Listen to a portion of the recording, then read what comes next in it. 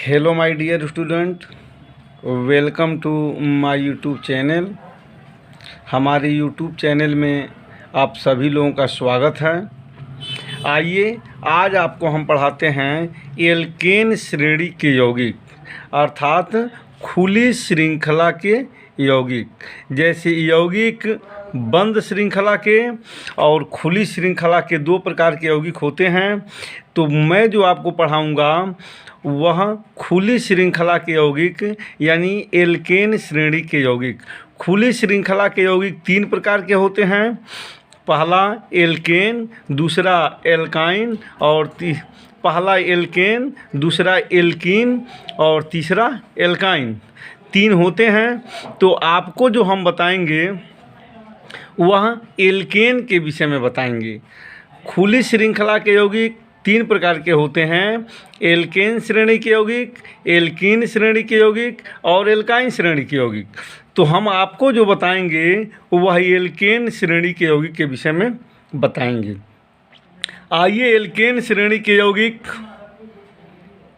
Alkene श्रेणी के यौगिक, इसका सामान्य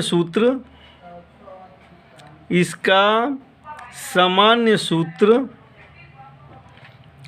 CnH2n+2 होता है, जहाँ n बराबर कार्बन परमाणुओं की संख्या है। कार्बन परमाणुओं की संख्या है कि कार्बन 1 रहेगा, 2 रहेगा, 4 रहेगा, 6 रहेगा, कितना रहेगा, यह कार्बन परमाणुओं की संख्या पर निर्धारित करता है। तो n कार्बन परमाणुओं की संख्या है कि कितने कार्बन परमाणु होने चाहिए।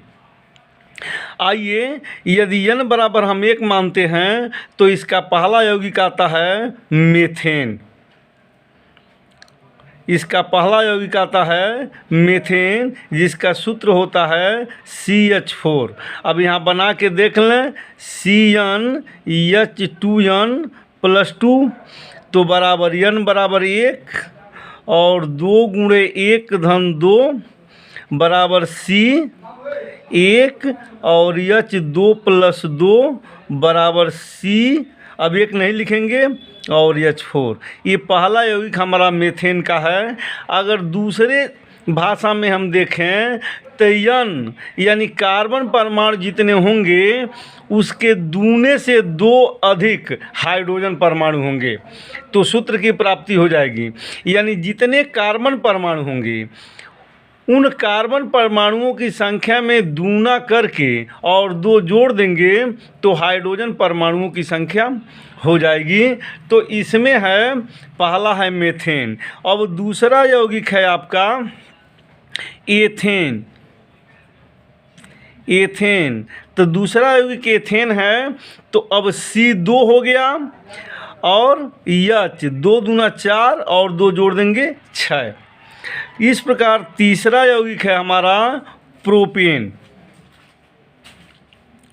तीसरा यौगिक प्रोपेन है। तो C3 और 3 दूना 6 और 2 8, तो C3H8। चौथा हमारा यौगिक जो होगा वह है ब्यूटेन। तो 4 हो गया कार्बन, तो C4 H 4 दूना 8 2 10।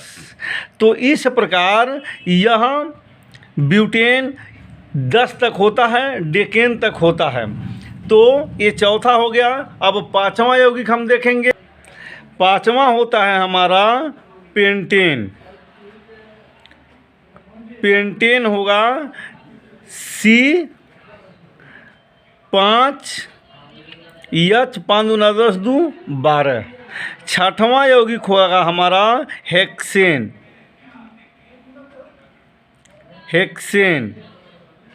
तो हेक्सेन में होगा C6 और 6 दूना 12 2 14। चाहे किसी सूत्र पर लाइए, इसके दूने में 2 अधिक कर दीजिए और हाइड्रोजन परमाणु को लिख दीजिए। अन्यथा अगर सूत्र पर लाएंगे तो CnH2n+2 तो कार्बन परमाणु की संख्या 6 है, तो C6 और 2 × 6 + 2 तो कार्बन 12, कार्बन 6 और हाइड्रोजन 12 + 2 यानी C6 और H14, ये हो जाएगा हेक्सेन। 7वां हमारा है हेप्टेन, ये होगा आपका C7, 7 दूना 14 और 2 16। 8वां हमारा है ऑक्टेन, ऑक्टेन जिसमें है C8 और H8 दूना 16 2 18। 9वां हमारा है नोनेन,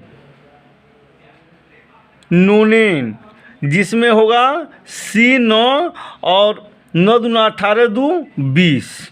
और 10वां हमारा है डेकेन,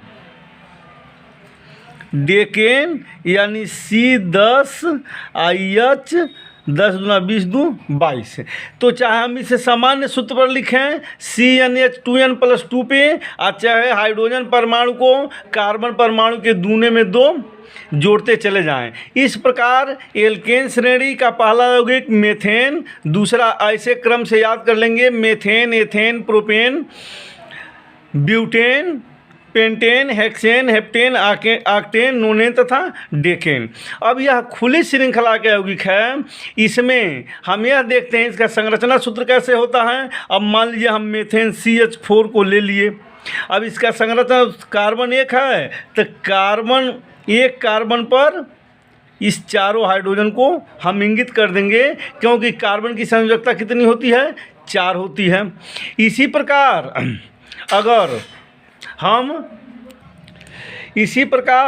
अगर हम एथेन को लेंगे C2H6, तो 2 कार्बन है तो 2 कार्बन पहले लिख लेंगे और सबसे लास्ट पे 3 हाइड्रोजन परमाणु, और इसमें 2 ही है, एक फर्स्ट और एक लास्ट।